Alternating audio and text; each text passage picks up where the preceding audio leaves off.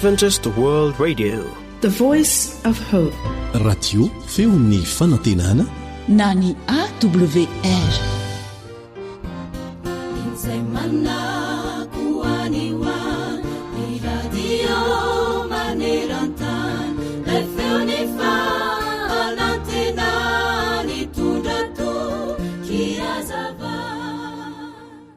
Indray andro ty lehilahy iray vao nanambady tsy ela akory dia niara-nody tamin'ity vadiny ny ampita rano tamin'ny sambo keliny. Raha mbola teny amin'ny rano lalina indrindra nefa ny sambo kelin'izy mivady dia indro nisy tafio-drivotra. Raha lehilahy dia tsy rototra fa nahery fo tokoa, fa raha matoa vadiny kosa dia feno tahotra satria kely ihany ny sangon'izy ireo.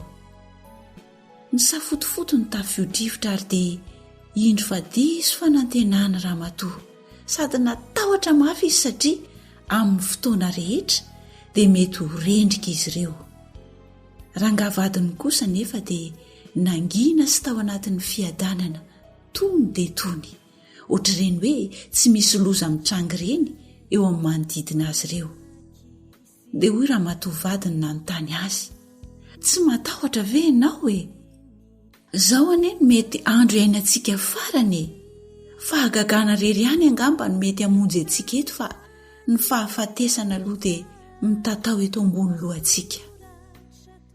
Nitsika ilay rangavadiny nandre izany ka notsoahany ny sabatra teny ambalahany ary nataony teo amin'ny tendany ramatoa vadiny, efa mila hikasoka mihitsy aza.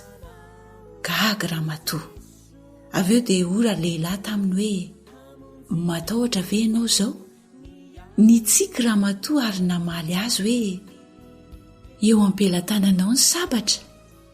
Nefa inona moa no tokony hatahorako satria fantatro fa tia ahy ianao? Dia napetraka ilay rangavadiny ny sabatra ka hoy izy, azonao ny valiny, mahatonga tsy hatahotra ato anatin'izao tafio-drivotra izao. Fantatro fa tiantsika Andriamanitra ary eo ampelantanany ny tafio-drivotra, ka na inona mitranga dia mety amiko avokoa izany. Raha velona isika, tsara. Raha tsy izany moa dia tsara ihany koa, satria ny zavatra rehetra dia eo ampelantanany avokoa, ary Andriamanitra dia tsy manao zavatra diso na oviana na oviana. Endry namako, ampitomoy hatrany ny finoanao sy ny fahatokiana ho an'Andriamanitra, satria izany no hanova ny fiainanao manontolo. Misy antony avokoa ny zavatra rehetra.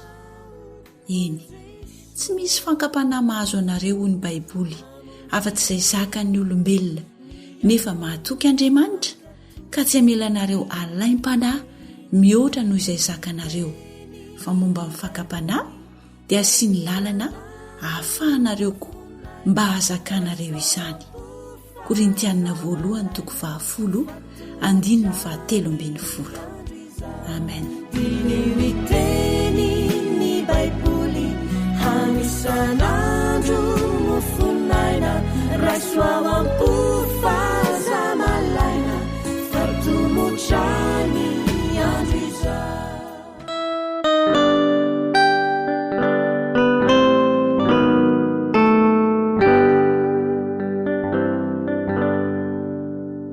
Tsapako itako fa fity odory ao aminao nataona oay riray rifanay hery tokinay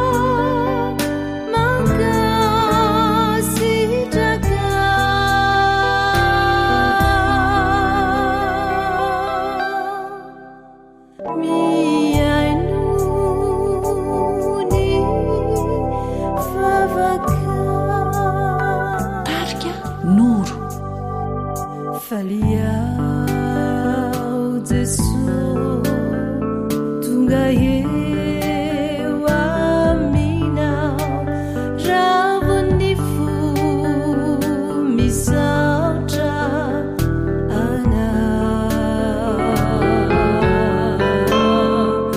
fahelehibe ny fitantanana voavonjy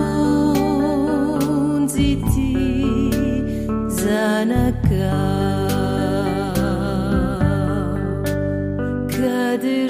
kadirao irao sy ankalazao saotre mameno ny fotombo miatoraka mankasitraka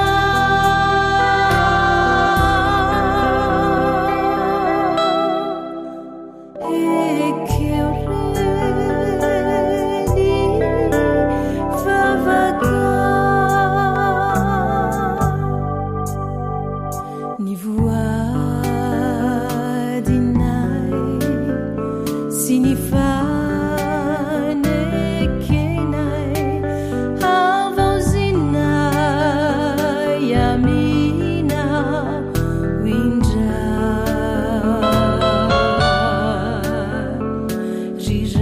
riray mahay hoanay atriza valio anio ny fona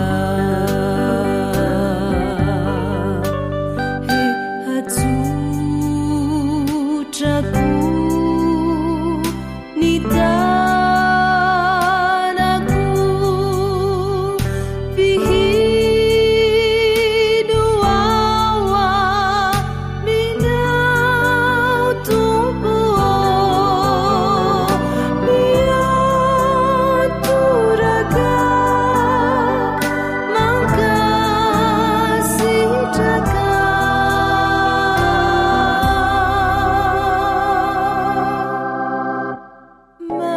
mamelare ny ota mamela ny helokay zanaka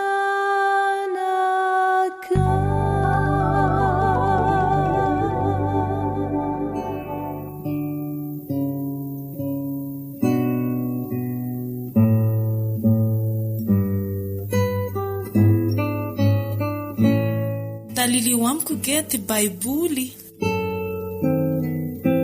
fandaharana iarahanao amin'ny feon'ny fanantenana Isaia toko 9. Ny amin'ny ahaterahan'ny zanaky ny mpaminany vavy sy ny andresen'ny Asirin'ny Joda ary ny toko azo ny tena Israely noho ny nahaterahan'ny zaza mahagaga.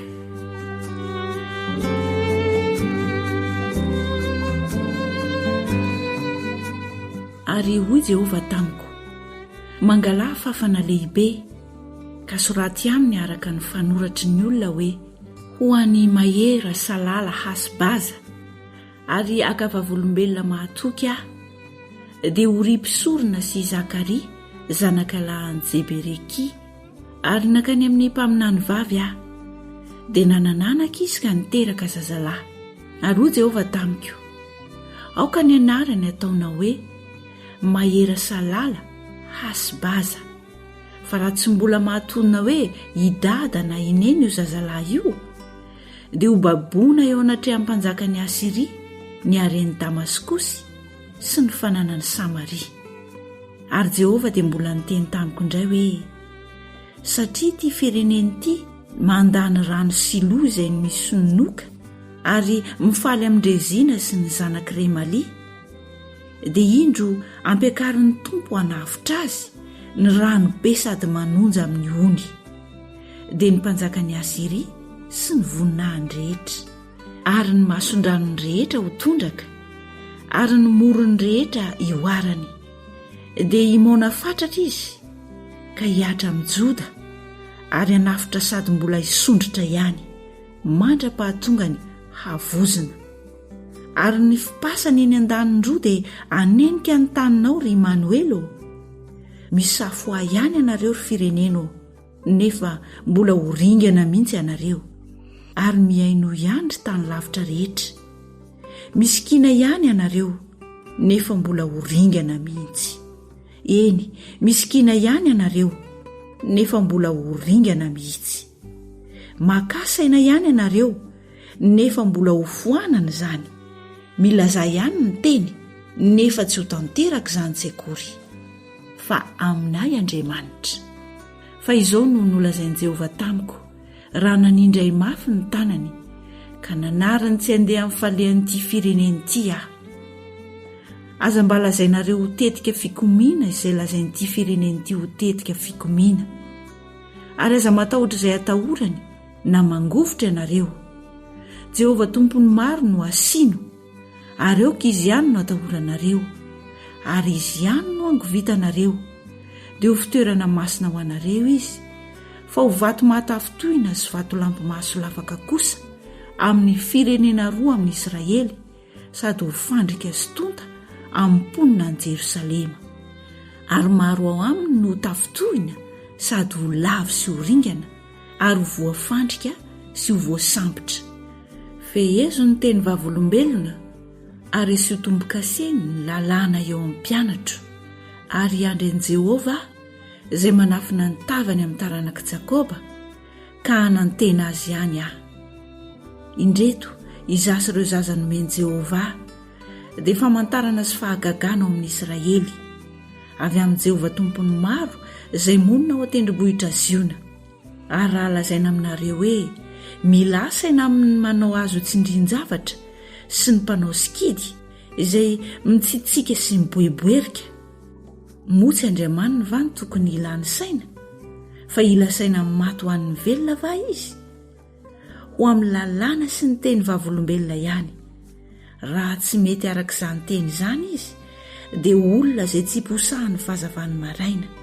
dia samy hivezivezy amin'ny tany izy rehetra sady mahantra ny mosarena ary rehefa mosarena izy dia ho sositra ka hanozona ny mpanjakany sy ny Andriamaniny ary dia hiandrandra ary hijery ny tany izy ka indro fahoriana sy fahamaizinana ary manjombona mahafadiran'ovana ary horoahana ho any amin'ny Aizipito izy fa tsy hanjombona mandrakarivo ilay efa nozoim-pahoriana tamin'ny taloha dia nataony tsinitsinina ny tany Zebolona sy ny tany Naftaly fa amin'ny ahoriana kosa dia omeny voninahitra ny lalana eo amoron-dranomasina any andafin'ny Jordana dia Galilia tany ny jentilisa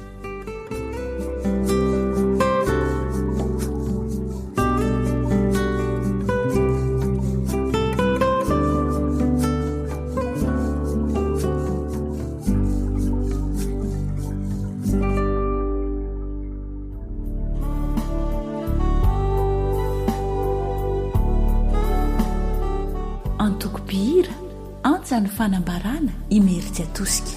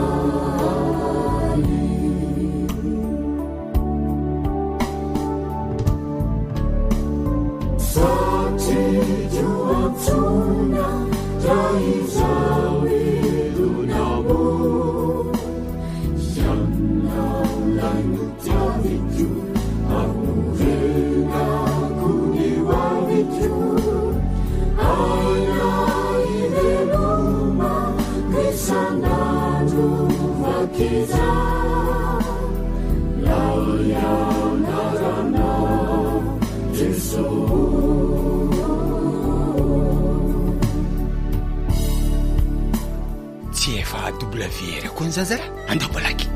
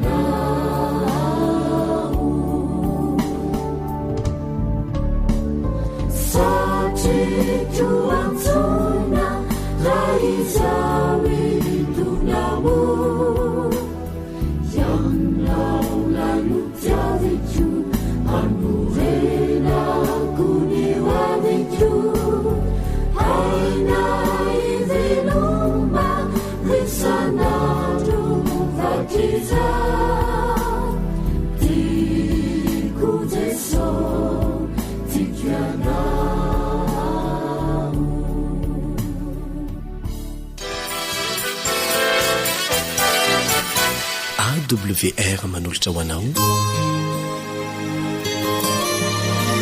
feon'ny fonantena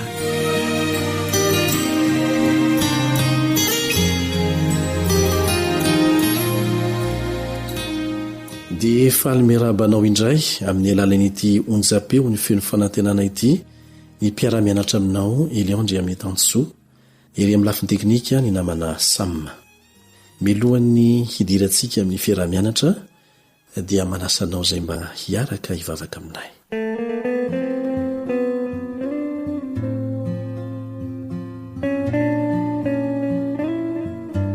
raha izay ny an-danitro misaotranao izay satria mbola omenao fahafahana mianatra malalaka ny teninao ary mandray toromarika sy fampahirizana avy amin'izany teny izany ka dia mangataka ny famelan-keloka feno avy aminao izay satria mpanota tsy mendrika nanonona ny anaranao akory aza diovy zahay ary amboary fanaraka tsikelikely amin'ny sitraponao ny fiainanay voninahitry ny aranao raha hianatra ny teninao izay dia hazavao ny sainay mba hatakaranay izay tianao ambara aminay amin'ny anaran'i Jesosy amen.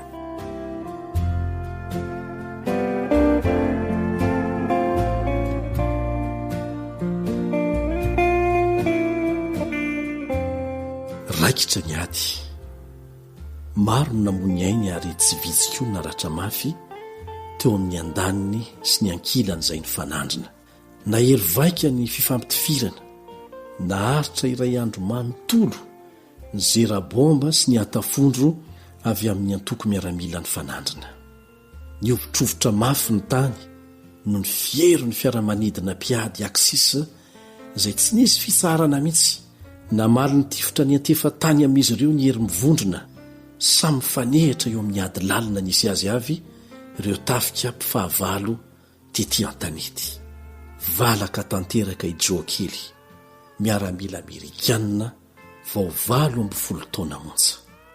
Ka indro izy tafankina teo amin'ny rindriny tany niady lalina vao noadina nisy azy. Efa ilentika ny masoandro tamin'izay.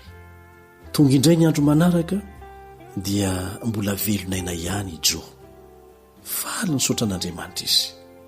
Alina mielohan'ny faran'ny taona 1770 tamin'izay fotoana izay. Dia nanenika azy ny embona ody, na lahelo ny neny izy, na lahelo ny dada, na lahelo ny taoma rahalahiny sy alisy anabaviny. Manimanina ny mofo misy paoma vao mafana koa izy, biskuit nasiana voaloboka maina, ny voron-tsiloza natsatsika, ireo fanomezana voafony tsara tarehy, ireo tsikitsiky sy fifamihinana tao an-tokantrano, ny kitay mirehitra ao anaty fatana, ny sokola mafana, ny fiadanana raha lazaina amin'ny teny indray mafy. Ny mifanohitra amin'izany anefa no toe-javatra ny ainany tao anatin'ny ady, satria ao anatin'ity nofo ratsy antsoina hoe ady ity dia mivandravandra tsy matahotra azy ny fahafatesana. Eritreritra foron'ny sainy fotsiny ihany sisany hoe fiadanana ambony tany ho an'ny olona tsara sitrapo. Nangina ny tany piediana tamin'izay fotoan'izay, nadio sy namelombelona ny rivotra, nanjelanjelatra teo amin'ny abakabaka no azavain'ny tarabolana ny kintana. Tampotampoka teo anefa dia nisy zavatra reny izay tsy nampino azy. Hirahira n'izay reny manatona azy. Namitaka azy vareny sofiny ndro dia vazovazo ratsy ary zao, hoy izy anakapo, sa teti-dratsy mampitahotra. Nameno sentom-pifaliana ny rivotry ny alina ny feonkira krismasy iray izay efa mahazatra ny sofiny. Na dia tamin'ny fiteny Alemanina aza ny tonony izany hira izany dia fantatra avy hatrany ny feonkira fandre rehefa tonga ny 15 Desambra. Ny hira krismasy ankariary mantsy tamin'izay fotoan'izay. Metatra vitsivitsy ny ala fiteo ireo miaramila Alemanina izay fahavalony. Ny ala tsy moramora fitao amin'ny lavaka nisy azy ijo, malina tsara aloha tamin'ny voalohany, so fitaka izany, tohina ny fony. Voahetsika ny fihetsem-po mafy tao anatiny. Tampoka teo dia tsy nahafehtena intsony izy fa nanomboka nanaraka ilay hira ihany koa fa miteny anglisy. Indro fa niara-nihira tamin'ny koa ireo miaramila Amerikanina namany, nampanakoako ira-pidirana indray ireo feo izay voavy ny fanandrina sy ny kika ozona nandritry ny ady teo. Ny fanatona ireo ankilafy ny roa. Zay ny ady, ny famihana, ny ome, ny araka ny hira. Nanjary pirahalahy izy ireo tamin'ny oalina toka ny omonja, taranak'olombelona iray tokoa mantsy izy ireo. Nitsahatra ny ady, ny atony Jerabomba, nangina ireo karazana tafondro fohy, tonga mpinamana nandritra ny fotoana fohy monja ny mpifahavalo tamin'ity alina ity. Totsapan'izy ireo amin'ny lafiny iray ilay fahamarinana lalina voalazo ao amin'ny Asin'ny Apôstôly 7:10, 420 sy 420 manao hoe: Andriamanitra izay nanao izao tontolo izao sy ny eo amin'ny rehetra, izy ny tompon'ny lanitra sy ny tany, ka tsy mba mitoetra ao anaty tempolo natao an-tanana. Ary ny firenena rehetra avy amin'ny iray ihany dia namponeniny ambonin'ny tany rehetra, ary efa nitendreny ny fotoan'andro sy ny faritry ny fonenany. Eny, ny mahavoarin'Andriamanitra iray ihany ny taranak'olombelona no toetra fototry ny fahamboniny. Ny mahavoarin'Andriamanitra manokana antsika no mampisy tombam-bidy ny olombelona tsirairay avy, fa tsy ny finoana izay tsy mitombona mihitsy hoe tongatonga ho azy isika. Na ny zavatra namboarintsika olombelona aza hatramin'ny zavatra madinika indrindra aza, tsy tongatonga ho azy, fa nisy ezaka sy ati-do be dehibe mihitsy miara-miasa aza matetika. Ka maika fa isika olombelona izay nanao an'izany ve ho tongatonga ho azy? Ampipodisy toeran'izany fampianarana izany, ary rehefa mamenatra aza mampiely an'izany fampianarana izany amin'izao fotoana izao, eo anatrehany fikaroana ara-tsiansa izay mivoatra hatrany ary manam-pirofo fa nisy namorona isika olombelona. Ny olona mino fa tongatonga ho azy teto amin'ity tany ity dia tsy mahagaga raha manao tsinotsinona ny fiainany satria tongatonga ho azy sala mireny vola azo azo fahatany ireny na zavatra azo azo fahatany tsy nisy ezaka ka dia tsy heverina loatra ny tombamidiny. Ry havana, raintsika Andriamanitra. Zanaka lahy sy zanaka vavin'ilay mpanjaka n'izao tontolo rehetra izao, ianao, izaho, isika rehetra. Any ankonana iray ihany isika, pralahy sy mpianadahy voavolavola sy voatefin'Andriamanitra iray ihany isika, na manao ahoana volon-koditra, na manao ahoana isika na aiza n'aiza toerana misy antsika, mitovy isika. Andriamanitra iray ihany namorona antsika. Ary izay no mampisy tombambidiny antsika. Miteraka fahatsapana ny tena tombambidy marina nomenantsika tsirairay ny famoronana izay nataon'Andriamanitra antsika. Ilay mpamorona izao rehetra izao namorona anao namorona antsika rehetra. Olona manana ny maizy azy manokana eo mason'ilay Andriamanitra mpamorona avokoa ny olona tsirairay avy. Na manahoana volany aposiny, na aiza n'aiza toerana misy azy. Tsy ilain'Andriamanitra intsony ny lasitra rehefa iny fa mifanantona ilay antsontsika hoe tsy mitarazo na ny gène sy ny selalova na ilay chromosome mba handrafitra ny maizy anao manokana ara-biolojika. Tsy misy olo-kafa mitovy aminao eto amin'izao tontolo izao. Nataon'Andriamanitra manokana avokoa ny olona tsirairay avy. Tsy misy olo-kafa mitovy aminao. Tokany ianao iray ao anatin'ny famoronana izay nataon'Andriamanitra. Tsy misy mitovy ny lavitondrotsika, tsy misy mitovy ny sofotsika, tsy misy mitovy ny isan'ny volontsika sy ny maro hafa koa eo amin'ny tsirairay amintsika. Nataon'Andriamanitra manokana avokoa ny olona tsirairay avy. Mampietry ny maha-olombelona ny foto-kevitra milaza fa avy amin'ny fivoarana miandalana no ny andohantsika. Tsy misy heviny firy ny fiainana raha toa ka molekulina no alehibiazina fotsiny ianao, na koa teraka avy amin'ny kisendrasendra, na biby ny voatra bika manendrika fotsiny. Ny olona izay mihevitra ny tenany sy ny hafa manodidina azy fa tongatonga ho azy teto amin'ity tany ity dia manjary manao tsinotsinona ny fiainany sy ny fiainan'ny hafa. Ary isan'ny fototry ny olana eto amin'ity tany ity izany. Isorantsika ilay Andriamanitra namorona antsika fa mitahiry mandrakariva ho antsika izany fahamarinana lehibe izany, ka mahatonga antsika hanana tombambidy sy ho afaka manome tombambidy ihany koa ny mpiara-monina amintsika.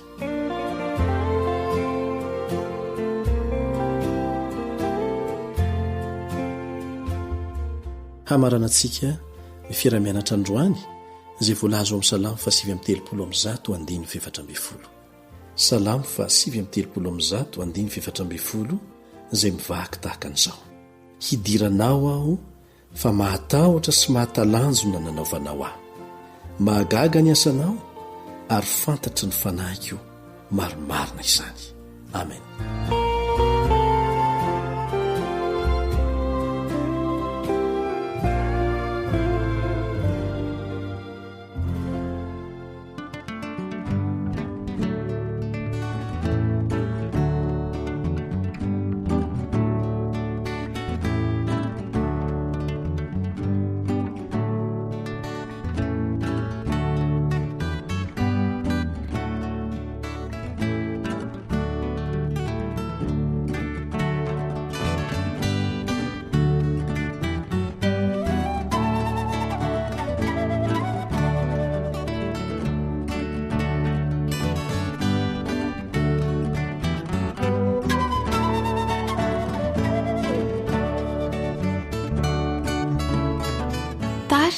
Alisson.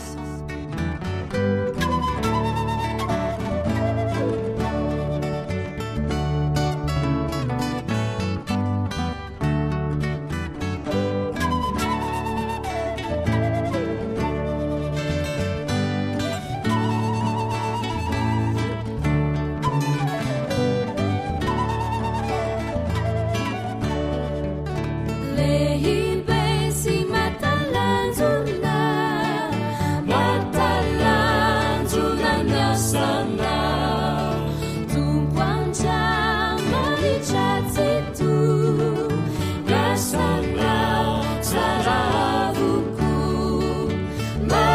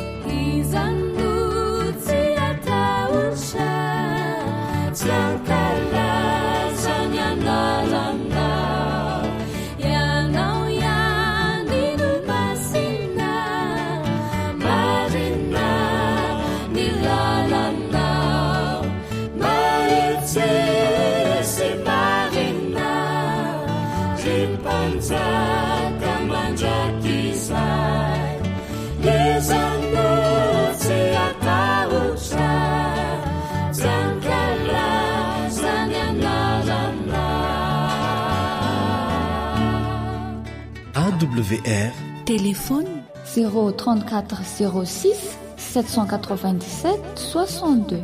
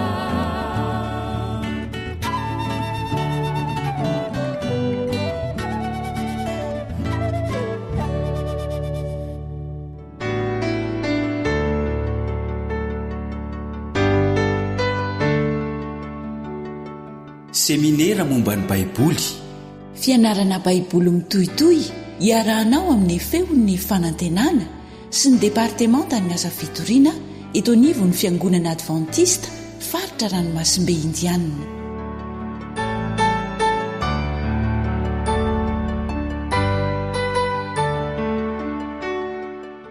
tonga eo amin'ny fotoana izay rahantsika mianatra ny ten'Andriamanitra indray isika miaraba sady manasanao anaraka izany hatramin'ny farany na manao kalebandrizikivy sy naritiana.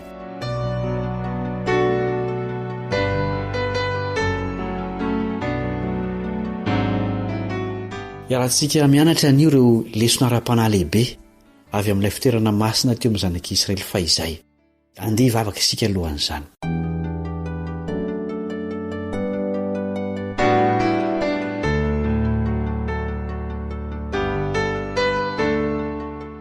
rainay masina eny an-danitro misaotranao izay no ny famondram-ponao fa mbola omenao fotoana handalinana ny teninao irao ny fanahinao anazava aminay ireo lesona ara-panahy avy amin'ny fitoerana masina izay nasainao naorina teto amin'ny tany.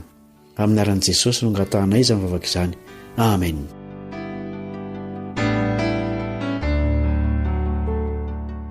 namakivaky ny efitra ny zanak'Israely niala avy tany Egipta izy ireo ary nizotra nakany amin'ny tany Kanana. Andriamanitra mihitsy no nitarika ny diany. Nandritra izany fotoana izany indrindra no nandraisan'ny baiko ny amin'ny ananganana ny fitoerana masina. Inona ny baiko nomena ny zanak'Israely tany anefitra? Exodosy 10:15. Exodosy 10:15. Ary asaovy manao fitoerana masina ho ahy izy dia onona eo aminy aho. Na dia tafasaraka tamin'Andriamanitra aza ny olona noho ny fahotana dia tsy mahafoy kosa Andriamanitra fa maniry ny ara-monina amin'ny olona mba hamonjy azy. Firy ny efitra tao amin'ny fitoerana masina eto an-tany io? Exodosy 5:17. Exodosy 5:17. Ary ny efitra lamba dia ataovy eo ambany farango ary ampidirao anatin'ny efitra lamba ny fiaran'ny vavolombelona. Ary ny efitra lamba no hampisaraka amin'ny fitoerana masina sy ny fitoerana masina indrindra ho anareo. Ankoatra ny kianja eo ivelany dia mizara roa ny fitoerana masina dia ny efitra masina sy ny efitra masina indrindra. Inona ireo fanaka atao amin'ny efitra masina na ilay efitra voalohany? Hebreo 7:2. Hebreo 7:2.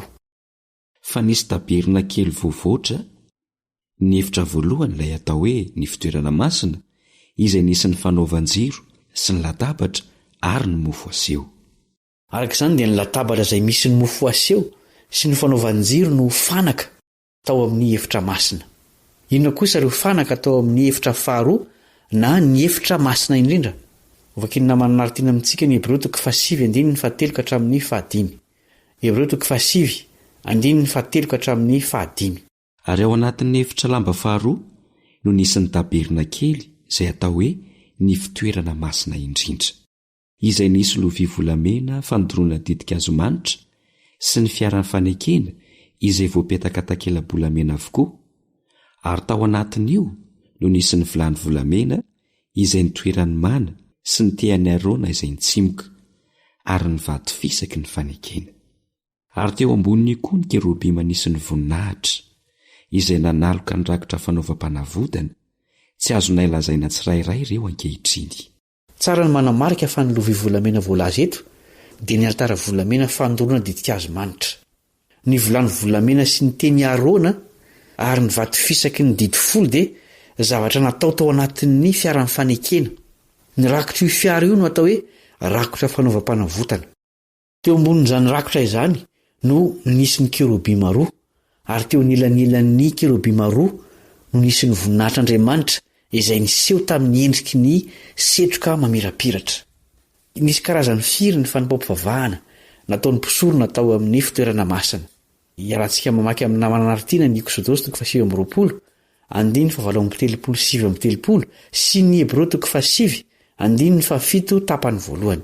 Exodosy 7:20, 7:7 sy ny Hebreo 7:7 tapany voalohany. Ny zanak'ondry iray haterinao noho ny maraina, ary ny zanak'ondry iray koa haterinao noho ny hariva. Ary izao no haterinao eo ambony altara, zanak'ondry roa izay iray taona isan'andro isan'andro. Ny zanak'ondry iray haterinao noho ny maraina, ary ny zanak'ondry iray koa haterinao noho ny hariva. Fa ny faharoa kosa no hidiram-pisorona be irery ihany, indray mandeha isan-taona. Misy karazany roa ny fanipaom-pivavahana nataon'ny mpisorona, dia ny fanipaom-pivavahana fanao isan'andro ary ny fanipaom-pivavahana fanao indray mandeha isan-taona. Taiza no nanaovana ny fanipaom-pivavahana isan'andro? Hebreo 7:1. Hebreo 7:1.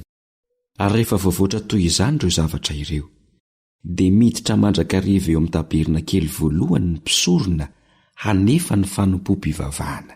Tao amin'ny efitra masina no nanaovana ny fanipaom-pivavahana isan'andro. Taiza kosa no nanaovana ny fanipaom-pivavahana isan-taona? 7. Hebreo 7:7. Fa ny faharoa kosa no hidiram-pisorona be irery ihany, indray mandeha isan-taona, ary izy aza dia tsy miditra raha tsy mitondra rà izay aterina noho ny amin'ny tenany sy ny fahadisoana nataon'ny olona amin'ny tsy fahalalana. Indray mandeha isan-taona no hidiram-pisorona be ao amin'ny efitra masina indrindra mba anadiovana ny fitoerana masina. Inona no nanadiovana ny fitoerana masina io? Levitikos 5:20-20. Levitikos 5:20-20.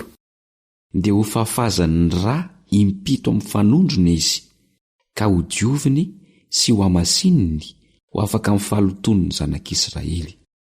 Ary rehefa vita ny fanavotana ho amin'ny fitoerana masina sy ny tranon'ilay fiaonana ary ny altara, dia ampanantoniny ny osila velona. Asongadin'ny mpanoratra ny Hebreo ho fanambarana io ao amin'ny Hebreo 7:2-3 tapany voalohany. Izao no voalaza ao: ary saika diovina amin'ny raha avokoa ny zavatra rehetra araka ny lalàna, fa raha tsy misy raha alatsaka dia tsy misy famelan-keloka. Izany andro fanadiovana amin'ny fitoerana masina izany no antsoina hoe andro fanavotana. Tsy maintsy nampahory ny tenany tamin'ny alailo am-panahy noho ny ratsy vitany zanak'Israely, satria nampiseho fitsarana io andro manokana io. zao no voalaza amin'ny Levitikosy 7:20 Levitikosy 7:20 fa ny olona rehetra izay tsy mety miory amin'izany andro izany dia ho fongorana tsy ho amin'ny fireneny.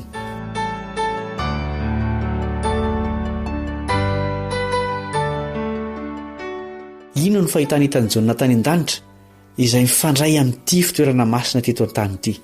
Apokalipsy 1:10 tapany voalohany. Apokalipsy 1:10 tapany voalohany.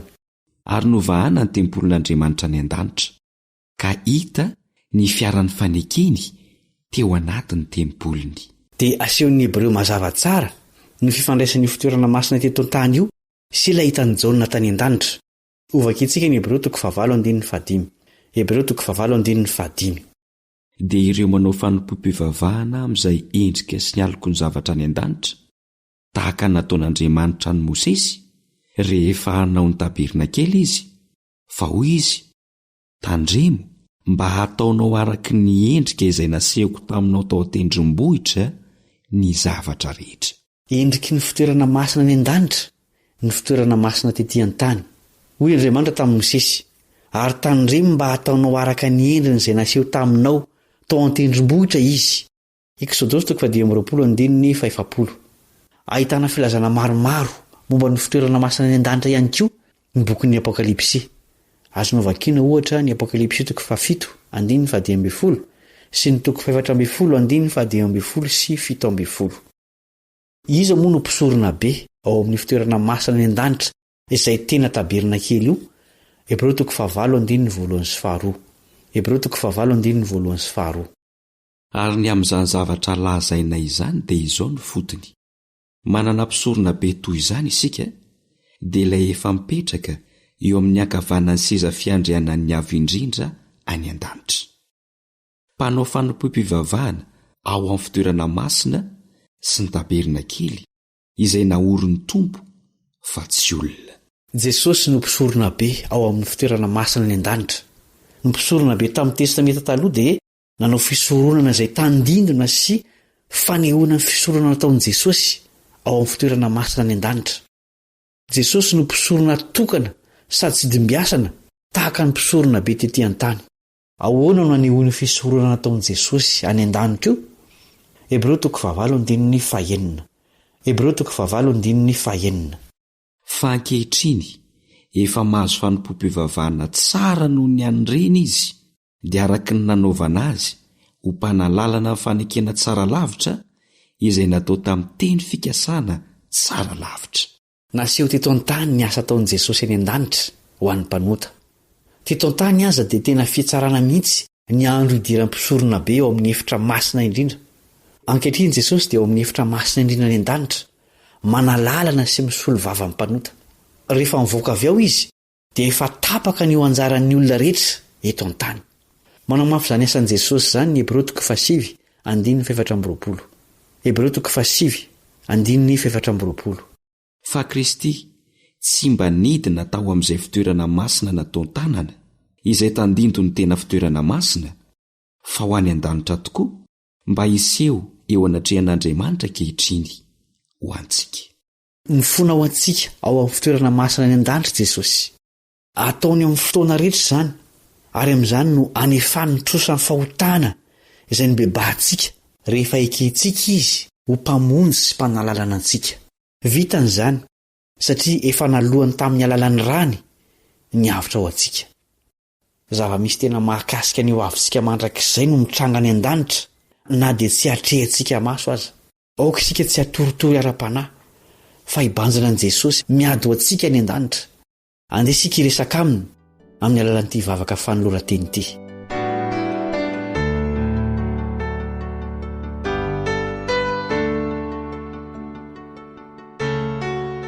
Jesosy io, ekeko mpanalalana ahy ianao, miangavy ianao aho mba hifona ho ahy eo anatrehan'ny ray.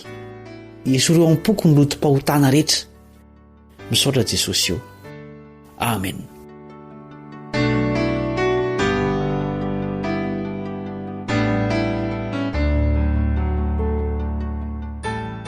Mankasitraka anao izay no niarahanao nianatra ny tenin'Andriamanitra taminay.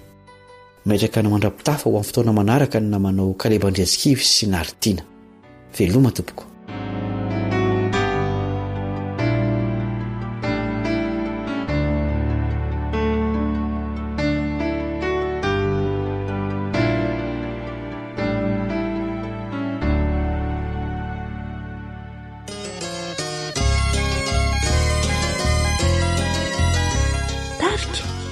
De l'hymne. Sesosio anjuaninu ambaraku sinyambacha nididipi saranifu kufatacha fatacha meru ituma ufatya vuku rutechara sinangezatayo Division mekone familonku Ritumpuzitu Tumpuzitu Tesosio anjuaninu Ambaraku Sinyambacha Nididipi zaranifu Kufatacha Fatacha Meru ituma ufatya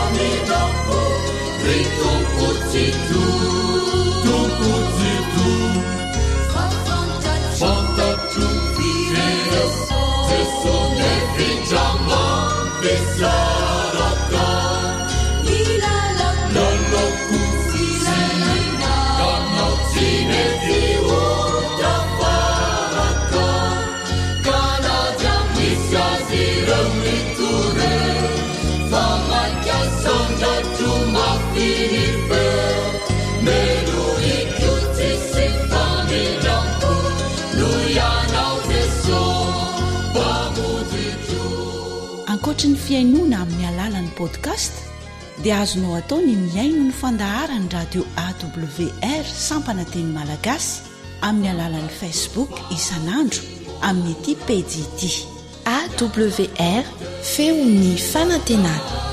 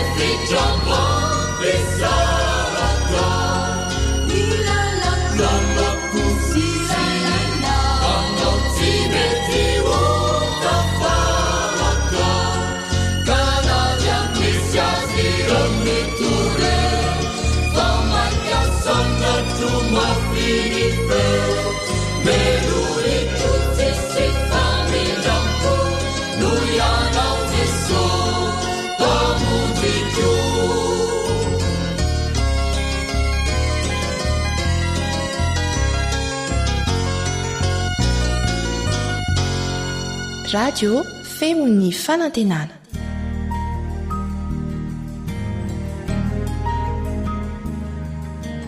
Faniteninao no fahamarinana. Taridalana manokana fianarana baiboly avoaka ny fiangonana advantista maneran-tany. Iarahanao amin'ny radio feon'ny fanantenana.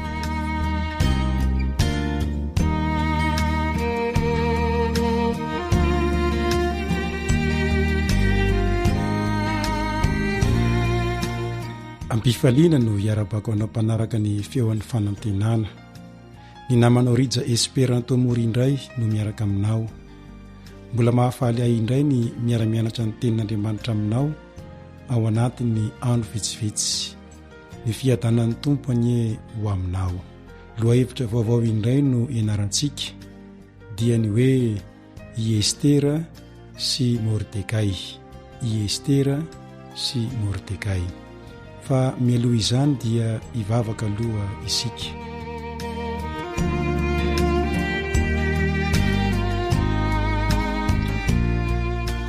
Rainay izay ny an-danitra, misaotra anao aho noho ny famondramponao, ka mbola velona anay indray izahay ary afaka miara-mianatra ny teninao.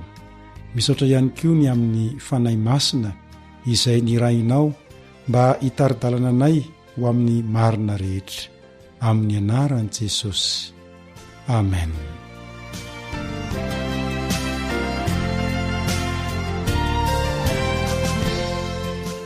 Anisan'ny tantara iray tena malaza ao amin'ny soratra masina ny tantaran'ny Estera sy Mordekay. Ary iray amin'ireo tantara mampahiry indrindra ao amin'ny Baiboly izy io. Indrindra fa mikasika ny asa fanompoana izay mifandraika amin'ny kolotsaina maro izay hita ao amin'ny bokin'ny Estera. Betsaka ny zavatra nosoratana anarivon'ny taona momba io bokin'ny Estera io. Ary hatramin'izao fotoana izao aza dia jiosy maro no mankalaza ny fetin'ny Porima izay mifototra amin'ny Estera 7 ny 120 hatramin'ny 130. Estera 7:120 hatramin'ny 130. Jiosy noho ny natao Sosana reny voatry ny fanjakana Persianina i Estera sy Mordekay dadatoany. Noho ny antony manokana dia nijanona niaraka tamin'ireo jiosy sasany tao amin'ny firenena ny tanàna Zobabo izy ireo, fa tsy niverina tany amin'ny tanin'ny Joda tahaka ireo jiosy hafa. Taty aoriana dia tonga mpanjaka vavy i Estera rehefa nandalo toe-javatra maro izay nitantanan'Andriamanitra azy. Toy izao no voalaza mikasika izany.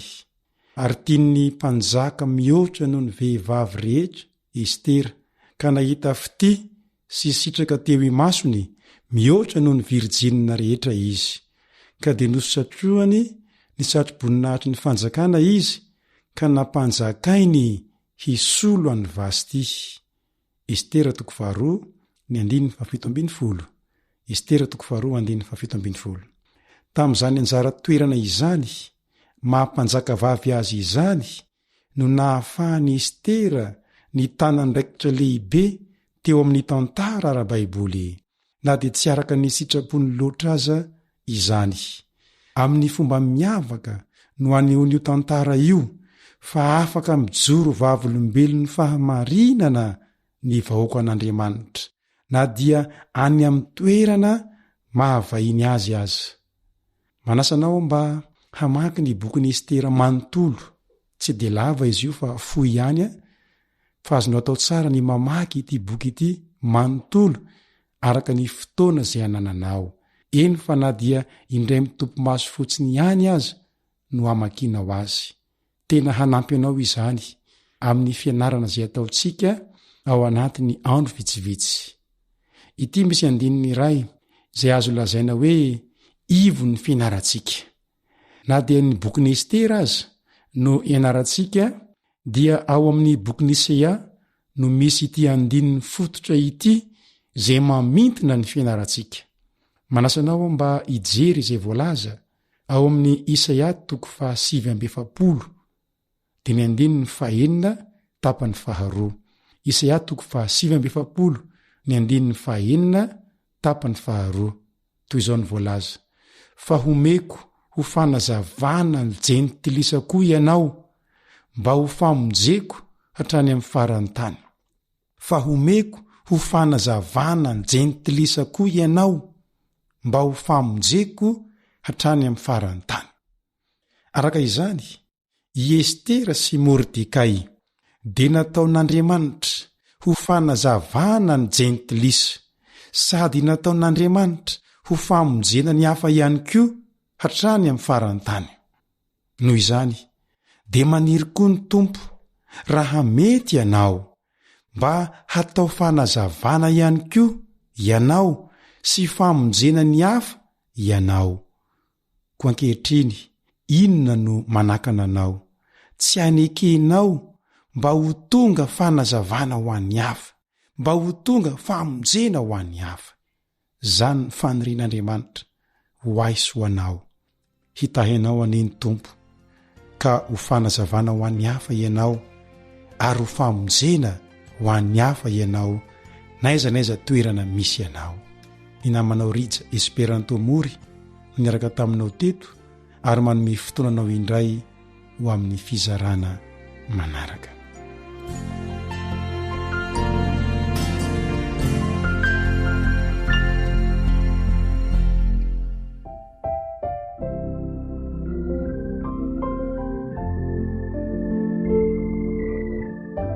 Feon'ny zanaka sisa ambody vonikely. Jetenina voalaza ny Baiboly dia nomena ho fanitsinana ary adidina reno mitory jetenire ho an'ny namana irawina fanahy masina Jesu mahapitwe jana ewamina ajanasa vizayaneana Jesu mahututu sizatudiana.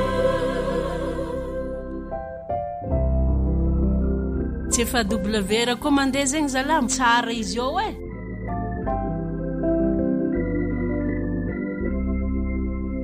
Jeteni fitrasany izay nomena dia mampahe zanay aritra sy anandeha lalany tsiraefa sy tany feno asambarana irawina fanahy masina Jesu mahapitwe jana ewamina ajanasa vizayaneana Jesu mahututu sizatudiana.